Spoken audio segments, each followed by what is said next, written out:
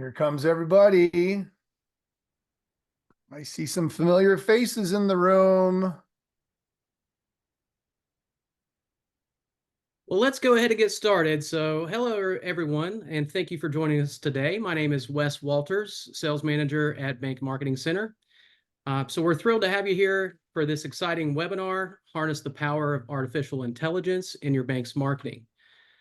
Today, we have a great session lined up, packed with valuable insights and takeaways. So our goal today is to provide you with knowledge and tools you need to incorporate AI within your bank's marketing. So we hope that you find this session very informative and engaging. Before we get started, just a couple of housekeeping items. This webinar will be recorded. A link will be provided along with some other important information in a follow-up email. Your microphones will be muted, but certainly encourage you and invite you to ask any questions that you may have via chat, or you can send those directly to me as well. So without further ado, I'm honored to introduce our guest speaker, Eric Cook. Eric is a renowned expert, everything digital, and a best-selling author with his book series, Digital Minds. With years of experience and a wealth of knowledge to share, we're incredibly fortunate to have him with us today. So please join me in welcoming Eric Cook. Eric, the floor is yours.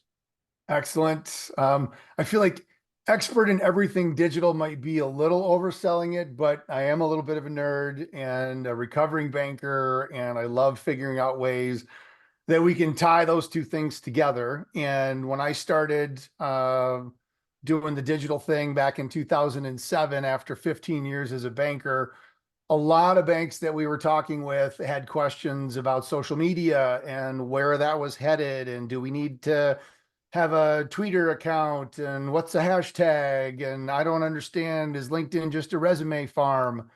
And we had some banks that had said, we're not going to be on social media because it's a reputational risk, it's a time suck, it's a security concern. But a lot of banks that we know of today, and yours probably is included in that, all have Facebook pages and Instagram pages, and you might have commercial lenders that are actively building business and relationships and establishing thought leadership online using LinkedIn. So we've understood that there was a business legitimacy to being engaged in social media, yet we had to manage and understand the risks associated with it. Guess what I'm hearing from bankers today as it relates to artificial intelligence? We can't have AI. We're not going to let ChatGPT into our bank. We're not going to use the platforms because of a lot of those reasons. But it goes back to really just having an understanding and education, having an appreciation for the risks and how do you mitigate them, but then identifying legitimate business use case scenarios to be able to use it, not just in the marketing function, but in all areas of the bank. So I'm really excited that you're joining me for today's discussion. Because we're going to get a little scary, maybe we're going to talk about some things that might make you a little uncomfortable. You're going to get a theme that I'm a little bit of a golden retriever guy. I've actually got a couple of them joining me in my office right now. Luckily, they're doing what Goldens do best, and that's just sleep and chill out. But before we jump into some scary stuff, I thought I would share with you a video that I captured this winter here in Northern Michigan. Got a new iPhone and had the puppies out playing in the snow and decided I would just capture some video and be able to maybe put you in a better mental state so that while you're going through the rest of what you're going to hear today, you remember these cute little puppies. Or did I just show you a video that was generated completely by artificial intelligence? The answer is yes. And below is the prompt that was actually used to generate this video in a platform OpenAI released called Sora. Now, this hasn't been released to the general public. There's certainly concerns about being able to leverage video content and maybe use it for malicious or inauthentic purposes, especially going to an election cycle, regardless of what color you are, red or blue, or what side of the aisle you're on. There are real fears of misinformation, and there are some ethical considerations that we need to be aware of. But the reality is the technology that we have and the power that it presents has really changed the name of the game for a lot of people, and not just in the banking industry, but in others as well. And right after this video was released and others like it from OpenAI, the actor and producer and director Tyler Perry made the announcement that he was actually going to halt plans on an $800 million movie studio production facility just outside of Atlanta, claiming things have changed. This is not maybe where I need to be spending my money right now. I don't know if he exactly said those words, but I'm sure he's thinking it. If technology can create video that's that good now, the thing that you hear a lot of people that are in AI and spending a lot of time looking at it, the things that we're using today are the worst they will ever be. It's always going to get better. And if we go back a couple of years of the images that were created with platforms like Dolly and Midjourney and some of these others, they seemed really cool and really good back then, but today they're almost comical as to how much better information has gotten. So I eat my own dog food. There's my second dog reference for the day. A lot of the images, a lot of the video, a lot of the examples that I'm going to share with you have been created using artificial intelligence.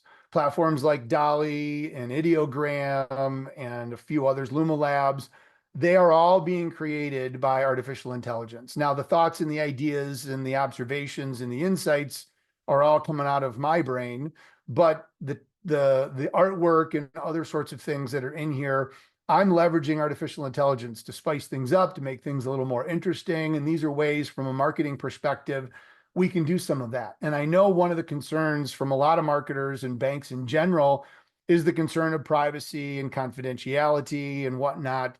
Most of what we're going to talk about today can be done without involving any sense of confidential PII private data. We're talking big picture strategy, ideation, and we're going to talk more about that. But I just want to set the stage for what we want to be using this for and where we need to be concerned when we're maybe getting into areas that might be, require a little bit more risk assessment. So I don't want to spend too much time looking in the rearview mirror, but I do want to make sure that at least for this webinar, we're all on the same page. AI has been around for a very long time. And some of us, even when I was in the bank, 18, 19, 20 years ago, we were using artificial intelligence to help us identify transactional anomalies and determine whether or not Eric Cook really did do this debit card transaction in Florida, PIN present, when I know that Eric is up in Marshall, Michigan. And so AI and machine learning was helping us identify and combat fraud way, way back many, many years ago. But the rest of the world really became conscious of artificial intelligence when OpenAI released ChatGPT in November of 2022. It introduced the concept of a generative pre-trained transformer known as GPTs, and the whole concept of what is now referred to as a large language model, which we'll talk just a little bit about what that means and how those actually work. So ChatGPT is the fastest adaptation of any technology, I guess anything in the history of mankind.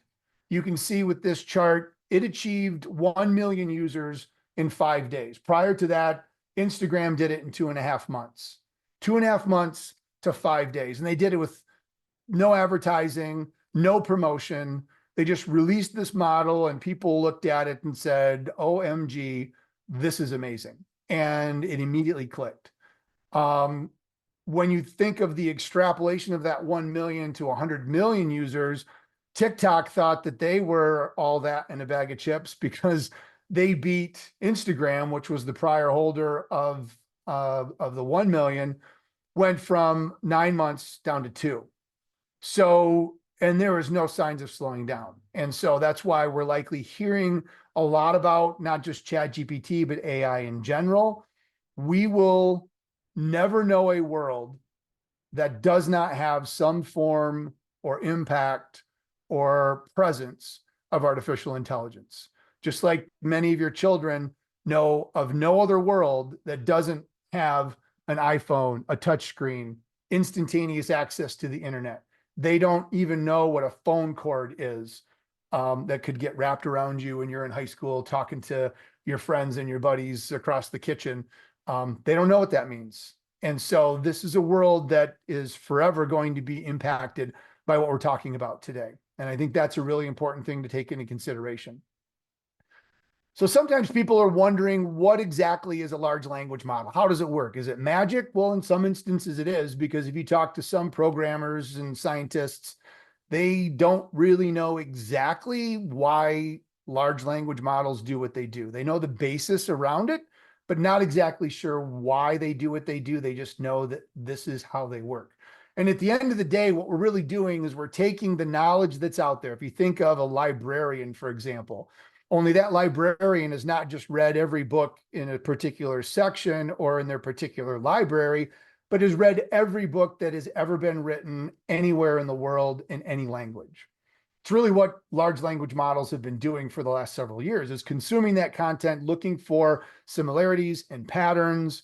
And then what they do is they tokenize that information. So we see things in words, but artificial intelligence looks at this information in tokens, segments of data, and it looks for how there are consistencies and repeatable patterns that may exist. Now, if I were to ask Wes to complete this sentence, the cat sat on, what would be the next word? Maybe cat sat on the windowsill. Cat sat on my lap. I did a session last week and somebody said cat sat on a toaster. I had never heard that before. Got a lot of chuckles from everybody, and I hope he's doesn't have any ill feelings towards cats. I'm sure the toaster was unplugged. But as we take a look at that, what's happening is the large language model, as we're typing this out and we want to create a story or an image or a video, the platform is going to try to figure out what comes next. And as we take a look at this, based off of the data, and this is an excerpt from a white paper that Google released when it introduced DeepMind and its kind of introduction to GPTs, cat sat on the, cat sat on a. Now, my's not there, but if the context had changed, maybe I'm sitting next to the fireplace with my cat. Now, all of a sudden, cat sat on my lap might actually become more of a logical completion to that sentence based off of context. But this is doing it in instantaneous like speed across a scale that I don't think really is comprehensible to the human brain. I know I sometimes have a hard time wrapping my head around exactly what's going on here, but that's ultimately what a large language model is doing. All right, nerd moment over. We're going to start talking about some other stuff now. I suspect there's not a lot of us that have the budget or the resources of a JP Morgan Chase. I'm not saying that we need to have hundreds of AI programmers and spend $1 billion annually on artificial intelligence. But what I am saying is when somebody like Jamie Dimon goes out and he starts talking about their commitment to utilizing AI within an organization like JP Morgan Chase and their focus on banking and their understanding of the things that are going on within the industry and their organization, and how they've already identified over 400 use cases that are business proven in all areas of the organization, including marketing, of ways that artificial intelligence can save time, build efficiency, create personalization. It's definitely further reinforcement why we're going to want to sit up and pay attention to this. Now, again, you're not going to be able to spend $1 billion a year like JP Morgan Chase is doing right now, but thinking about use case scenarios, what are some of, maybe you identify 5 legitimate use case scenarios after sitting through today's session that you can do some experimentation with, do some tracking, do some trial and error to see if you can at least move the needle a little bit within your organization. I also want to paint the picture that from a workforce perspective, and these are a handful of statistics, a lot of individuals within businesses want to use this technology. They hear about it, they recognize it, they're curious about it. And so a lot of statistics out there, and these are evolving every day, but of individuals that want to use the platforms, but the lack of training, the lack of education, maybe even the lack of accessibility, especially in the banking and the financial services sector, as we're worried about compliance and risk and security and productivity and reputation, is making sure that we know that people want access to these tools. And as organizations, by upskilling and uptraining our employees, We probably have all heard the adage, it's 9 times easier or less expensive to sell an existing customer a new product and service than it is to go out and get a brand new customer. Well, there's also some statistics that have shown it's 7 times more efficient, less expensive to go and upskill an employee and teach them new things than it is to go out and find a bunch of people that understand AI, but then you have to teach them banking, you have to ingrain them into your culture, you've got to introduce them to your customers, they've got to know your products and your services. So the fact that you are here listening to this webinar and taking time out of your day, you are leading towards that process of upskilling and training yourself to learn new things and being exposed to what opportunities this presents. And this upskilling and this reskilling is not anything unusual. We've been doing it for a while. You learn new stuff. When email was introduced, when I was at the bank, we had to train people on how to use email. Some people thought it was dumb. Why would I want to use my computer? I just want to pick up the phone and talk to people. When social media was introduced, this is dumb. Why would I want to tell everybody that I'm eating a peanut butter and jelly sandwich for lunch? But they needed to understand the different things that you could do with it that have legitimate business purposes, in addition to just the goofy pictures that you might want to post about that PB&J that you're having for lunch. LinkedIn has a talent blog that they share information, and they've even validated some of what I've already said. So just 3 slides out of probably hundreds of thousands of data points that reinforce the upskilling and the training of employees, not just as it relates to AI, but anything. Nobody wants to be dumb at their job. We want to be prepared. We want to be knowledgeable because we want to take care of our customers. Upskilling and training is an important component. The only challenge with AI is because it's so new and you may not understand it yourself, you may need some help training, which is again why I'm so excited that you've taken time out of your day to watch this webinar and to be here with me today. So let's first start with some what I feel are legit table stake obvious reasons why AI works, particularly in the marketing function. Now, the first 4 that are gray in color, I think are great. They get talked about a lot, and certainly I think they're very powerful. Content personalization. Imagine if I could get an offer specifically tailored to me that looks completely different than what Wes gets because we're different, even though we might be similar in age and educational background. We're maybe different. Maybe I'm a dog person and he's a cat person, or whatever. There could be differences there. Personalization gives us the ability to take those various characteristics and make it feel much more like you're talking to me individually instead of me as a collective group of customers. Predictive analytics needs access to the data to be able to look for patterns to determine, okay, what's the likely next best service? Where's things going? This person is decreasing their spending. What does that mean? Chatbots, virtual assistants also have got some pretty powerful capabilities in understanding information and providing service 24/7, 365. And even with click fraud and advertising and other sorts of ways, the downside to those first 4 items is they likely require some sort of a partnership or a commitment to a third party that's going to bring that capability to you as a marketing department. And not every organization has the budget or the time or the resources to be able to bring those in. The last 2 items, however, which is where I want to focus today, which will maybe get you to the point where you'll validate why you need budget for maybe some of the other 4 above, are ones that you can do with the free tools that are available. Strategic thinking, ideation, coming up with brainstorming. Hey, I need some examples. You're going to see an example Wes is going to share about coming up with ideas for a marketing campaign for the month of August that don't violate any sort of PII or confidential. It's just having someone else on your marketing side to help you come up with some ideas. And then creating that content to answer those questions, to educate, to inform. That can be done by large part without involving any of that sensitive data that's going to get compliance and technology concerned about. And that content doesn't have to just be words on a page. It can be images, it can be video, it can be audio files. Lots of different types of content are available for us to be able to create through AI. Now, this is red for a reason because we want to think danger, compliance, and security. There are risks. I have a bank background of 15 years. I have the compliance gremlin on one shoulder and the IT gremlin on the other.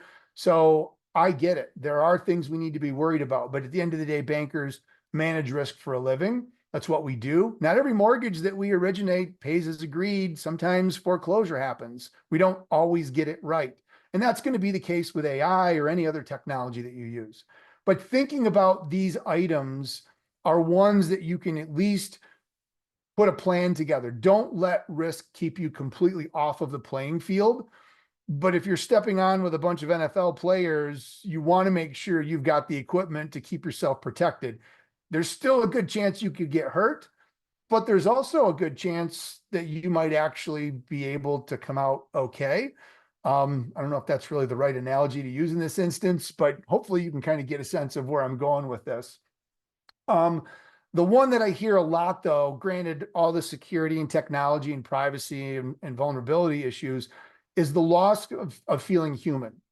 You don't understand, Eric. We're a community bank. We have a certain a mode. We have a certain philosophy. We have a certain, this is the way we talk. And a robot's not going to replicate that. And I agree. A robot can get really close. AI can get you 80% of the way there. But one of the things you also hear me say, if we've ever get an opportunity to talk about this together, is human in the loop and making sure that you've got individuals that review everything before it goes public is one of the most important things of any AI process, especially when it comes to creating content. Now, some basic bank guidelines, and we're actually doing a project for a bank right now, and this is the statement that they delivered to their employees while they're going through the discovery phase, is we encourage you to use and explore AI technologies.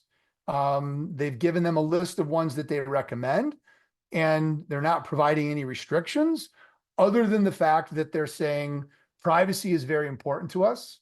You know that as a banker already. We don't want you putting confidential information in an email. We don't want you posting it out on social media, and we don't want you putting it inside of any sort of AI. Even though you're using it and it says HTTPS and it's a secure connection, that doesn't mean that the data that's going into that is as protected as it needs to be. So no PII, no personally identifiable information, no customer names, no numbers, and no sensitive, confidential, trade secret, non-public information about the bank. That stays out. And we're looking at solutions called data loss prevention, DLP platforms, that would programmatically prohibit that from even making it to the large language models. But much like they're already trusting their employees not to put this information in emails and online and in social media, they're trusting their employees not to put that information into AI platforms. So start there. Let's talk about tools. So I will get asked, hey, what are the tools that we should be looking at? Well, here you go. Here's a list. Go ahead and look at them. I say that tongue in cheek because if you try to digest all of these tools that exist, your head's going to look like this. The question that you really need to be asking yourself and answering is, what are the use case scenarios? Go back to Jamie Dimon's, 400 business case scenarios. They didn't go out and just look for tools and say, oh, how can we use this inside of the organization? They actually looked for what are the things that are causing us time, that are taking us away from serving our customer, that are creating inefficiencies. And then you identify tools that can solve those problems, not what tools can we go find, and then let's find a problem so we can use the tool, because that's the wrong way of looking at it.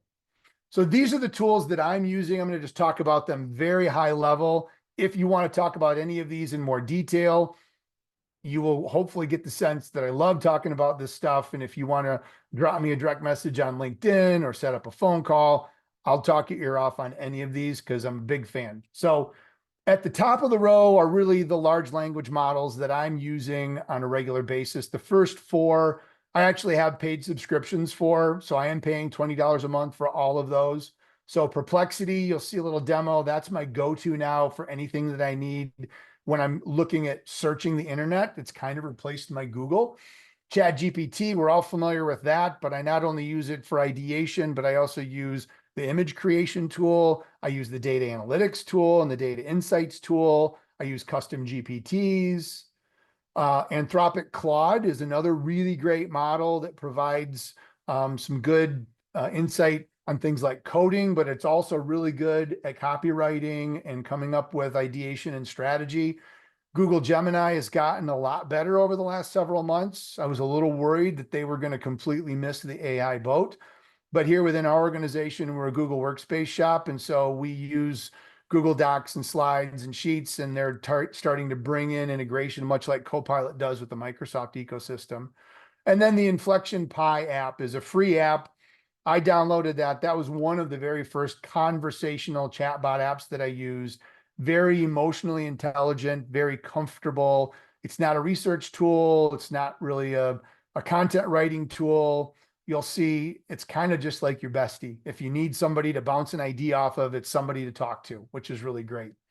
Um, and then at the bottom, I've got some note-taking apps that I use. So if you've ever been on a Zoom meeting with me, I get a couple of note takers that show up, Read and Otter, that listen, digest, analyze, summarize, even provide me with to-do lists and output after a meeting is completed. So I don't have to write things down as much. I can be more engaged in the meeting and the conversation. Grammarly sits on all of my content that I'm creating to help make sure Mrs. Grove, my high school English teacher, is proud of the content that I'm putting out there, making sure that I'm wording phrases and not using the wrong word where it shouldn't be. So it's a really nice tool to help me make sure that my grammar is correct and I'm saying things efficiently. Ideogram is another image generation tool I'll talk about, but it's free and I do a lot of image creation. Much of what you've seen in today's presentation so far has come out of Ideogram. And then one of my last tools that I'm really excited about using is a little note-taking application. It's actually a device that snaps to the back of my phone. It's called Plod, the Plod Note, and it's powered by GPT-4o. It listens to conversations, analyzes information, gives me summaries, can create a mind map of a conversation. It's a great way to just make sure you can be more present in the moment as the human and let AI capture the information that's being talked about and organize it to help make sure you can do something with it. So a lot of different use cases for things that I'm using artificial intelligence for in my daily life, and really spending probably no more than maybe $100 a month. I know you can get a pretty comprehensive plan for much less than that, but I'm kind of in the industry and I feel like I'm obligated to pay for the tools to make sure I know where the differences are coming so I can talk to you about them. So if you are having difficulty getting access to ChatGPT or being able to be part of this AI revolution within the organization, one of the really cool things that Wes is going to come on and talk about here in just a hot second is within Bank Marketing Center, which again, thanks to BMC for bringing me in and giving me this pulpit to talk about all the stuff that I love. But inside of their dashboard, inside of their platform, you can click on the chat button and that gives you the ability to access ChatGPT, but it's running on their Azure environment. You're not going out to OpenAI, you're not accessing it through the general internet. You're actually running ChatGPT on their server. So the things that you could do in ChatGPT about content creation and coming up with ideas and new content and new messaging that you want to use for some of the advertisements and all the awesome marketing material that you got access to through the Bank Marketing Center, you have at your fingertips the ChatGPT tool for all of the power that it exists. So with that, I'm just going to go ahead and let Wes come on and he's going to kind of walk you through a quick little demo and show you an example. So let's go ahead and let Wes fire it up here. Thanks, Eric. There are many ways you can use ChatGPT within your everyday work environment. At Bank Marketing Center, ChatGPT is directly integrated within our customized marketing portal, giving you the ability to easily access the tool for various tasks without having to work across multiple screens or tabs. Best of all, it's all hosted right on our site. Today, I'm going to highlight just a couple of the ways you can easily put ChatGPT to work in your everyday marketing. Now, let's talk about alternative copy and messaging within existing marketing materials. In today's marketing landscape, it's important to keep the messaging fresh, but also test how your audience is engaging with it. Even subtle copy changes can make a significant impact, leading to more conversions and more customers. As you can see, I've pulled up one of our new marketing layouts focused on back to school. We have over 5,000 professionally designed layouts to promote any bank product or topic for that matter. These layouts are also fully customizable, allowing you to incorporate your important branding elements like logo variations, color schemes, and fonts. Now you will see I can quickly use ChatGPT to get alternative text ideas by clicking the icon as shown. This will automatically load the existing copy within the integrated tool, and now simply click the arrow to generate the alternative text. In just a few moments, I now have my alternative copy to use for this existing layout that I can repurpose with fresh messaging. Another great way to use our integrated ChatGPT tool is to get content ideas. Understanding seasonal trends will help you get ahead of the competition and provide pertinent marketing messages to your prospects that make a lasting impact that is relevant to them and their everyday lives. With the upcoming school season around the corner, let's take a look at how we can generate some ideas for the month of August. Today, I'll be asking, what are 5 ways banks can market their products and services in the month of August? As you see, in just a few short moments, I now have 5 ways I can promote my bank products and services in the month of August, along with detailed descriptions, allowing me to seamlessly integrate within my existing strategies. In summary, ChatGPT can be a great resource to get alternative text examples and content ideas, but it's certainly not limited there. Some other examples include creating community or customer newsletters, creating informational and educational content focused on topics that matter to you and your customer base, like fraud detection tips or ways to spot identity theft. ChatGPT can become one of your greatest marketing companions if used in the right way.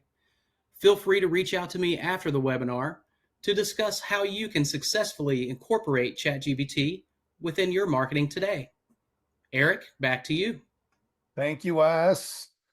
How cool is that? And I know that this is a demo, but there's not been like a pause or a delay when he's asking it for information and ideas.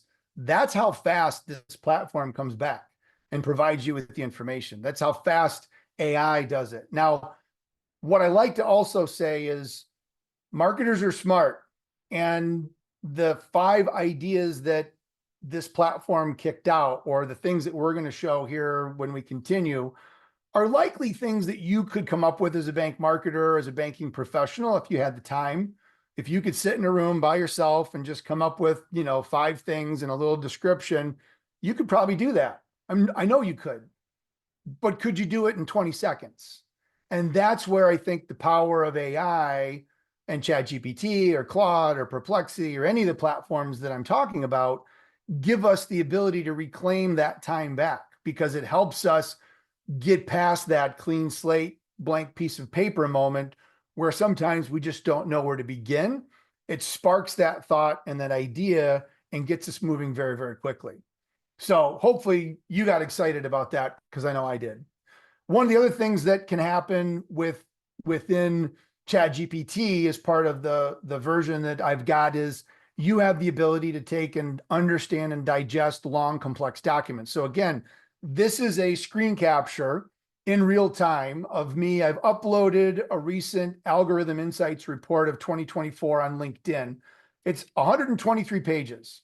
I would love to know what is inside of this document, but I may not have time to read all 123 pages.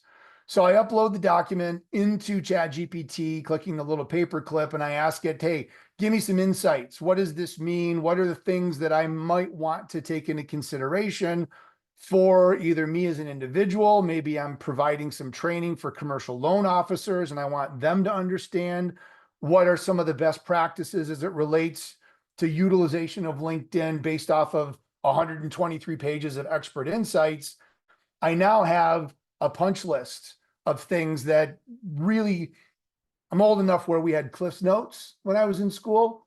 And so I relied on those probably more so than I should when I did book reports. But I now have created my own version of Cliff's Notes. Now I can go in here and I can have a conversation with the document as well. What are the best mornings to post for the greatest chance of engagement, according to the study's findings? So now the system has read the document. It's that librarian that's read every book in the world. Now I can go ahead and I can have a conversation with it. Tell me how I can engage better. Well, according to the insights report, actually between 7 and 9 p.m. for local markets, maybe aim for earlier in the morning. You want to make sure the greatest chance of engagement, consistency is key, and understand your audience. These are some of the things that you should do. So making sure that there's not hallucination going on, it's not making stuff up. I go back into the document and I just do a search. Well, does 7 a.m. show up anywhere in the document? Or does the word consistency show up anywhere in the document? Well, sure enough, on page 42 of 123 pages, it says 90% of activity between 7 and 9 p.m. Local markets mornings yield better exposure. Consistency is key, making sure that you understand your audience. So I've just gotten through some key elements in 123 pages in less than 5 minutes. And how long would that have taken for me to read and skim, even if I'm going really fast, to be able to digest that? That's time that I can pour back into my day as a banker to do other stuff with my customers. I can go out and do visits. I can do follow-up phone calls. I can go out in the lobby and have chats and conversations with my colleagues. But now I'm using artificial intelligence to reclaim that. It also does a really good job of understanding and analyzing data. So this is a large data set of actually an employee satisfaction survey that we worked with for a bank we did some strategic planning for. And there were 20 questions that you could rank as an employee anywhere between 0 and 100. 0 meant you are not in agreement, and 100 meant you absolutely are in total agreement. And the questions were things like, my work is valued at the office. I'm paid fairly for the work that I perform. I have learning opportunities to advance and grow. I have friends in the workplace. So all the things that the bank wanted to know and try to understand. When I got this data set back, good luck trying to find any way to interpret all of that information, because that's just a wall of numbers of anywhere between 0 and 100. So I loaded that data into ChatGPT. Doesn't have any confidential information. There's no employee info. There's no personalization. There's no customer record information. It's just general questions and scores. Now, the first thing it did is it said, well, I could do a heat map for you. Okay, that's cool. If I had to figure out how to do a heat map in Microsoft Excel, we'd still probably be waiting for me to finish. But I can go in and I can look and see, well, blue means 0 and cold and low scores. So are there any areas in here that maybe have more blue or maybe more red than others? So I can get a little bit of a sense, certainly much easier than I could by just looking at the raw data. But then it came back with this thing called a box plot. Now, I'd heard of box plots, but again, if I had to figure out how to create a box plot in Microsoft Excel, probably wouldn't have been a very pleasant couple of weeks of me going online, watching YouTube videos, trial and error. But in a matter of seconds, I got this box plot back. And now it's very apparent that the fourth to the last question has the widest range, because we've got somebody that said 0, we had somebody that said 100, and the standard deviation is the biggest of all of the questions. So this is the one that if the organization wanted to figure out what are people not happy about, this is the one we'd want to look at. And this just happened to be, I'm paid fairly. I'm compensated fairly. They wanted more money. But then you take a look at the ones that are further over to the right, closer to the 100, about I appreciate my benefits and I appreciate our commitment to the community. Those are things that people really liked.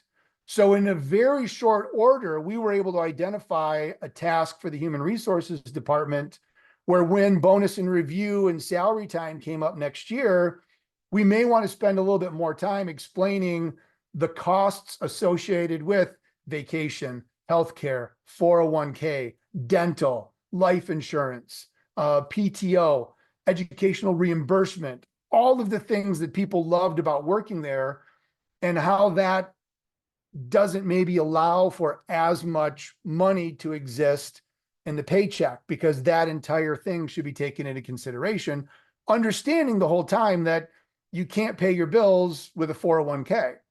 Gas is more expensive, rent's going up.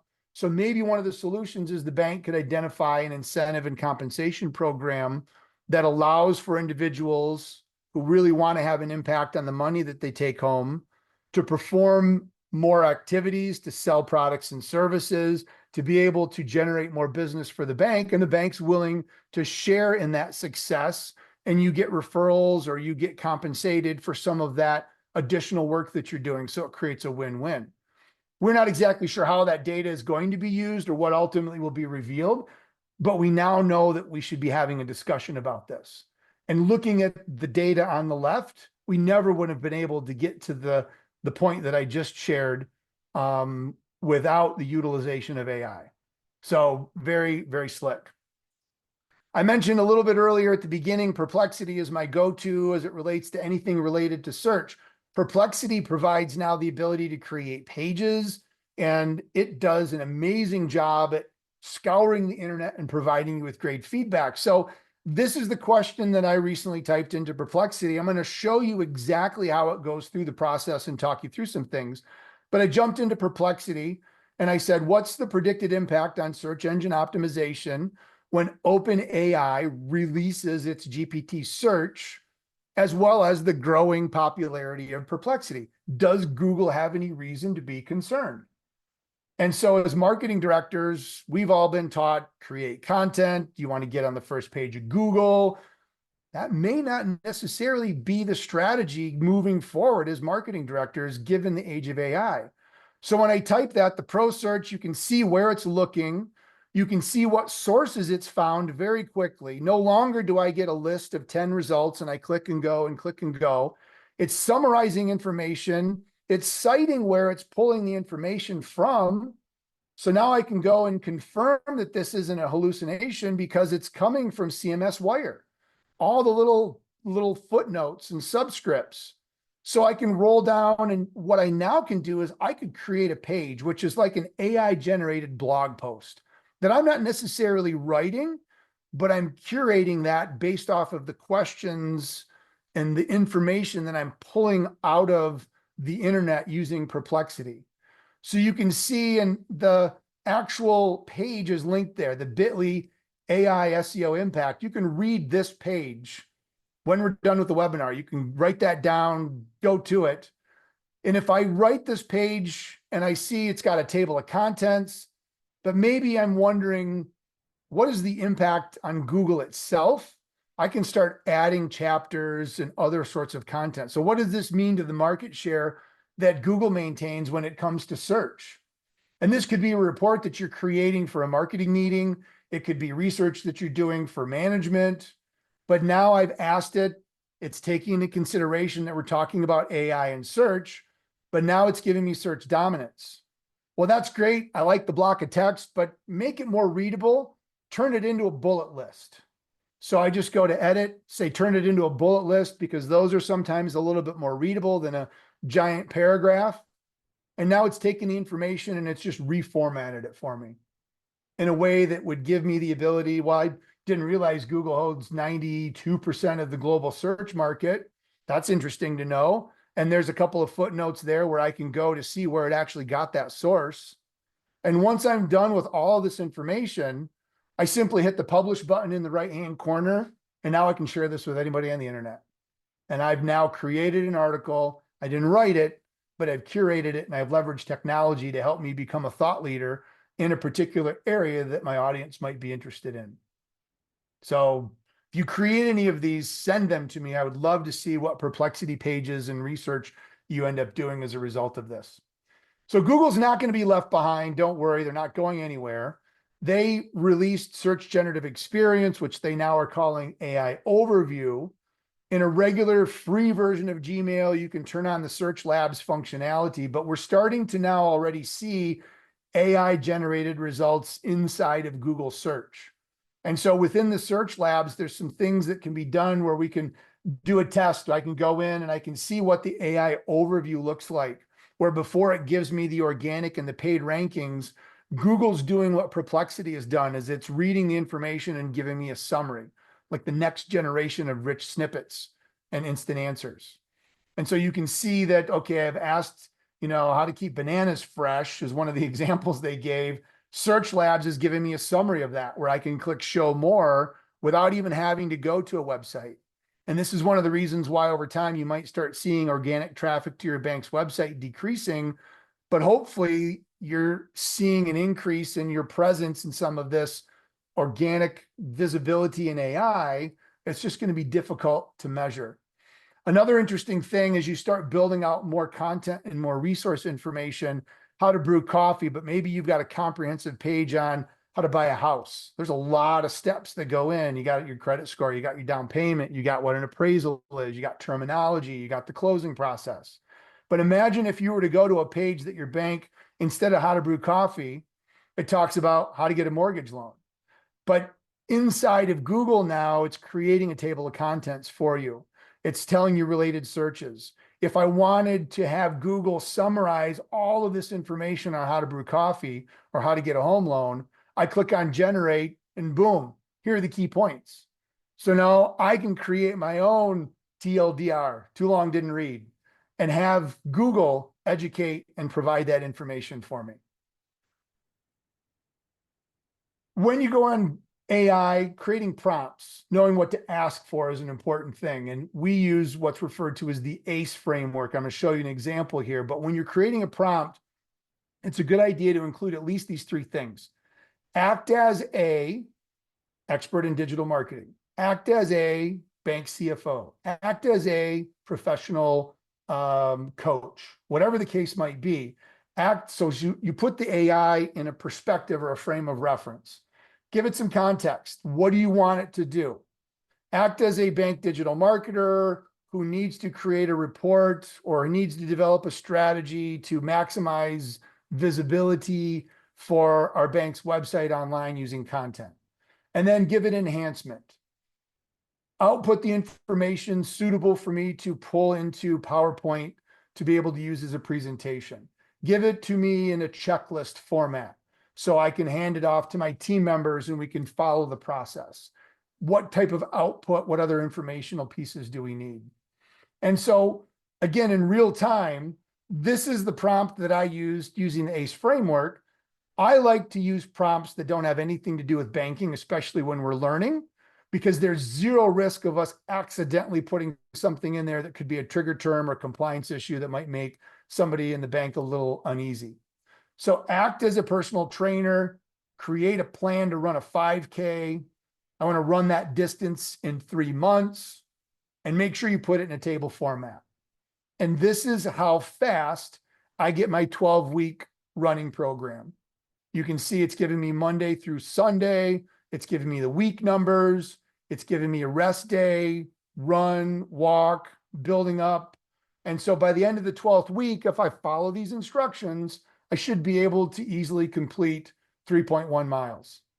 Now, I didn't ask for what's showing up next, but AI knew that I was interested in making and running, and I said, act as a personal trainer. A personal trainer wouldn't just stop at, here's what you need to do. A personal trainer is also going to take into consideration, make sure that you warm up and you cool down. Rest days are important. Don't overtrain. You're going to hurt yourself. Hydration and nutrition are just as important. You can't just do this and eat Snickers bars and McDonald's and expect that's going to work.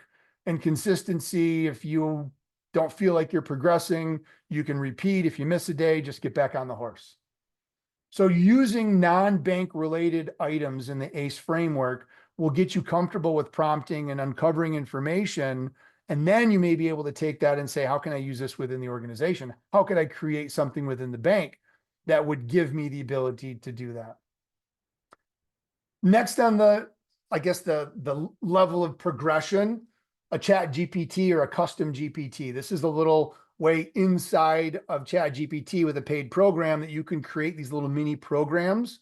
I'll give you just a really high level, but I was teaching at a school and we wanted to do an example. So I just did a Google search and I found a bank's employee handbook online. It was publicly available. They make it available as part of their HR and their recruiting process.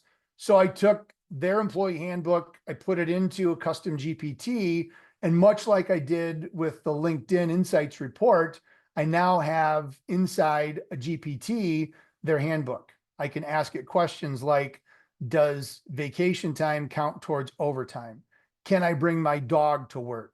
Do we get paid half day holiday pay for Christmas Eve? And if that information exists inside of the handbook, the information is provided to me. It's like building your own chat bot using your own data. And if there's a question that it doesn't know the answer to, you can provide instructions to say, if you don't know the answer, suggest that you have a conversation with the individual that's responsible for human resource, or go directly to your supervisor or your manager. We're going to finish by talking about some images, some video, and some audio, and then hopefully we'll get some time for some questions. Ideogram is a free, and there's my prompt, a golden retriever in a boat wearing a cowboy hat. Dolly 3 is part of their paid version inside of ChatGPT, but you can also go to bing.com/images/create, and that uses the Dolly 3 capabilities. But here's a picture, and I generated multiples using the images. I also want to show you the capability of Meta, the Facebook world. So they have a platform called Imagine. The cool part about this when it comes to image generation is it's doing it while you're actually typing. So if I start saying an image of a golden retriever on a boat wearing, so it thinks a boat wearing, it's going to harness, but now I said cowboy hat. You can see how that large language model of predicting if a golden retriever is on a boat wearing, the system's thinking it's going to be wearing a life vest, but I'm actually saying a cowboy hat. Now put that golden on a picnic table and have him wearing a space helmet. So instantaneous back and forth. So you can actually see what's going on and how some of that predictive capability of the large language model is actually working. This is a video that I created. I used Luma Labs Dream Machine, and in less than 5 minutes, I gave it a prompt. I said a golden retriever on a boat wearing a cowboy hat. There's not a lot of motion going on here, but it's subtle. You can see the water in the background, dogs looking around a little bit, checking things out. And you can set this to loop. This could be something that you can incorporate for just basic branding. It could support a social media campaign. You could have some fun with it. The Luma Labs Dream Machine provides free access so you can use it. That gives you a certain amount of credits per day. There's a bunch of other platforms that I've listed here that you can also experiment with as well. But creating video is great. And then lastly, audio is also very powerful. Think of podcasts now becoming very, very popular again. We're using a platform called 11 Labs, and we're starting to roll this out for some of our clients as well.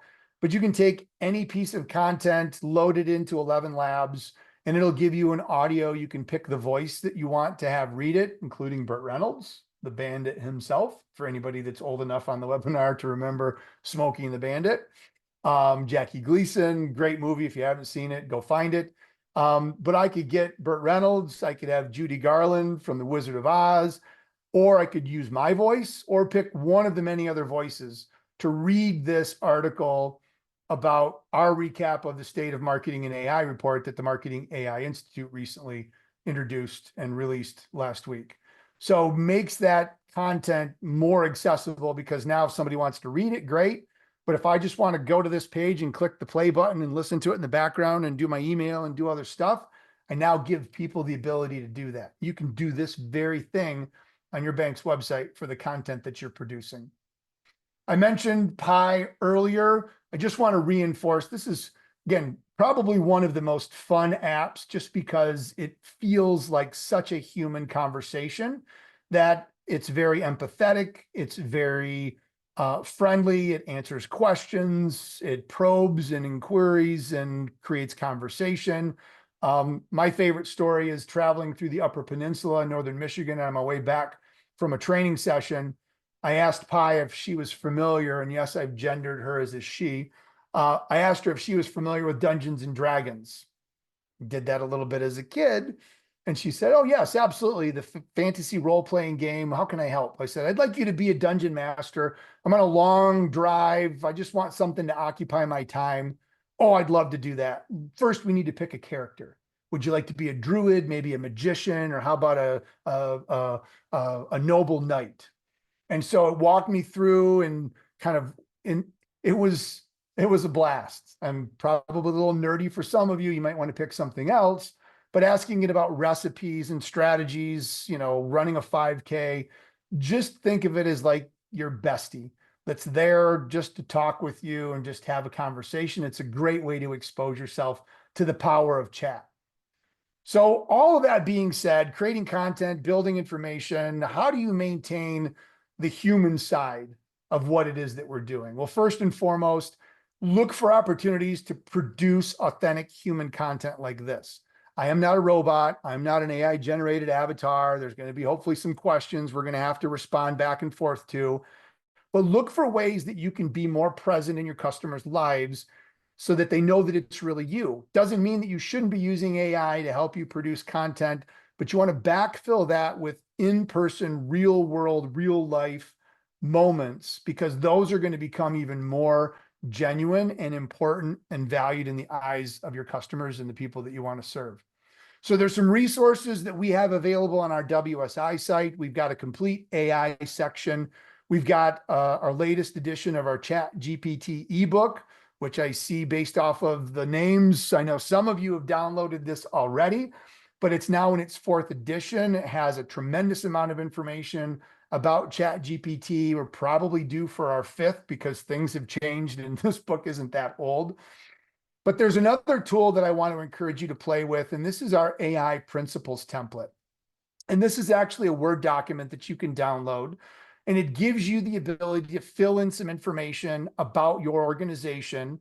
And then we've predefined what we feel are important elements that should be part of everybody's principle statement. So it's going to ask you, your core values, what your mission statement is, obviously your name of the bank, and you're in the banking industry, but your audience, who do you want to serve? And then you're going to copy and paste all of this and put it into Chat GPT or Claude or any of those. And it will come back and it will generate a principle statement for you as to how your bank, based off of your mission and your vision and your values and the people that you serve, actually make an impact. And it's a really good way to start the process of, hey, does this sound like us? Are we prepared to live up to these principles? And if it doesn't sound like you, then maybe you need to go back and modify your mission statement or define your target audience a little bit better so that you can refine what's actually coming out of the language model and make sure it's related to you. So some final resources. I already talked about our books. The Marketing AI Institute. I'm a huge fan of those folks up in Cleveland. They have the AI Show podcast that drops every Tuesday. I get a lot of my information from them. Paul and Mike do an amazing job. They're good friends. Maycon is their conference coming up in September, Marketing AI Conference. Matt Wolf also has a really good YouTube channel. So he covers a lot of the technology and the apps and the platforms. And so I spent a lot of time on YouTube, and he's one of the first places that I go. I mentioned TLDR, but there's actually a newsletter that digests a lot of this information and just gives you the things that you want to know. And then we may be coming to a state near you. We've worked with a lot of the state associations on putting together AI boot camps and training sessions. And so if that's something that you're interested in and spending a day really nerding out on this stuff and getting your fingers in the mud, if you will, would love that opportunity as well. So to wrap things up, and then we'll get some questions. So if you have questions, be thinking about them. You will be getting a follow-up from Wes and the team at Bank Marketing Center. It's going to have a couple of special offers that you are more than welcome to take advantage of. If you want to check out Bank Marketing Center and be able to use the Chat GPT capability and access the 5,000 plus resources that are in their system, you can sign up. If you do that in the month of August, you get September for free, which is a pretty awesome offer. So thanks to Neil and Wes and the team over there. And then I know I didn't talk about it a lot, but I do talk a lot in other areas about personal branding and building yourself up as a banker, not just somebody that works at the bank. And that's what we do at the LinkedBanker, which is our mentoring and mastermind community. If you're interested in exploring that and becoming a member of that community, if you sign up using the code BMC, we're also going to throw in a free month for you as well. So a couple of offers, not salesy schmalesy, but just to benefit you and to thank you for your time to be on today's discussion. We want to make sure to give that to you. And yes, the slides will be provided as a follow-up in addition to the recording as well. So lastly, and then Wes, maybe you can kind of tee up if we've got some questions that have come in. If you have ideas or feedback for any other types of topics that you'd like for the dream team here at Bank Marketing Center and WSI to put together, if you scan that QR code or go to that bit.ly link, the BMC webinar review, there's a little form where you can tell us what other stuff you'd like to hear. And we are all about creating content that you want to listen to and know about and digest and help educate you to make you all better bankers and better bank marketers. So with that, I'm going to leave the QR code up here. Wes, let's go ahead and see what questions do we have. Anything come through the chat. But thank you. And I'll say it again. Love talking about this, and I could talk a lot longer, but let's get some questions. Yeah, absolutely. Thanks, Eric. Great actionable insights there. And I know that we're coming up on the hour, so if I don't get to everyone's questions, I'll certainly get to you offline. But did want to get to a couple here. So, Eric, how did you decide kind of which platforms to use? I know that you had a slide up at one point where you had all kinds of different AI tools. How did you decide which ones to actually use? So when it comes to picking the tools, I first went back and tried to say, okay, what are the problems that I'm trying to fix? Where are my pain points as a business owner? And I know I'm in a lot of meetings and I talk to a lot of people, and I wasn't doing a really great job of taking notes. And that's why Read AI and Otter were one of the first two platforms that I immediately started paying for, because they show up and they help me remember and understand information that otherwise wasn't getting captured. And so it really goes to trying to figure out what your business, where your interruptions are, where you're taking most of your time. We often, when we work with a bank, we'll say, don't even think about AI. Let's wipe AI completely off of the discussion. Tell me about your day.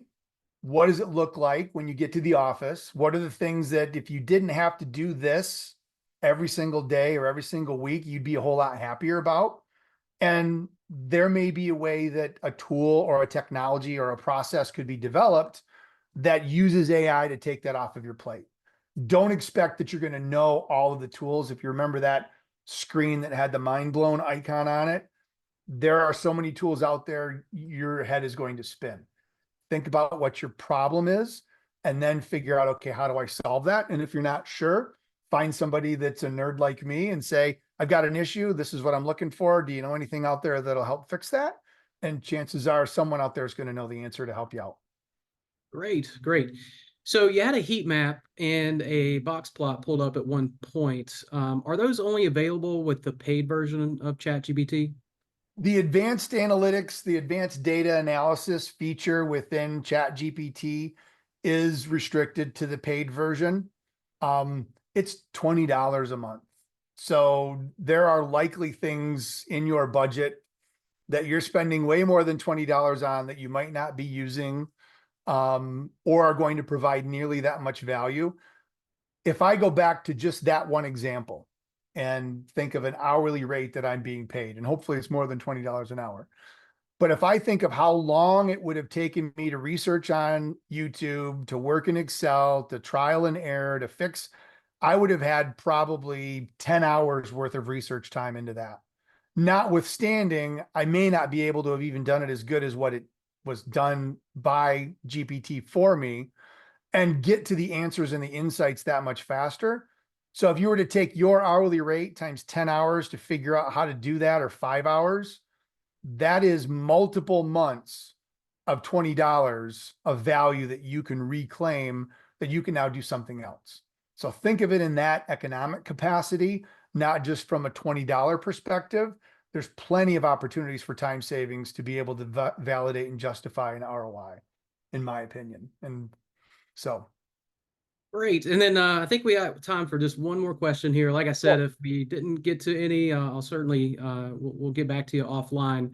But do you have to worry about fraudsters in Perplexity like you do when clicking on an article on Google? Not usually. It does a pretty good job, But that's why it's also very important to make sure that you click and you investigate. Now, I've not heard of situations where if you click on a link, it's going to take you to a site that's going to have, malware or a virus or anything bad like that. It might take you someplace where it thinks that that was a really good resource, but it's not. One of the classic examples that made the rounds a couple of months ago was Google and Gemini got access to the Reddit system. And Reddit, for those of you that may not be familiar, is like a message board platform where people post questions and interact. And there's a really, really long Reddit stream about how you can use glue. It's satirical, but how you can use glue to keep cheese from falling off of your pizza, which you don't want to use glue to keep cheese from falling off of your pizza. But when Google got access to all of that, it saw all of the signals and the conversation going on. And you would, for a short period of time, be able to go into Google Gemini and say, how do I keep cheese from sliding off of my pizza? And it would come back and give you, oh, glue is a really great way to do it. And you could use glue that is, and it just made stuff up.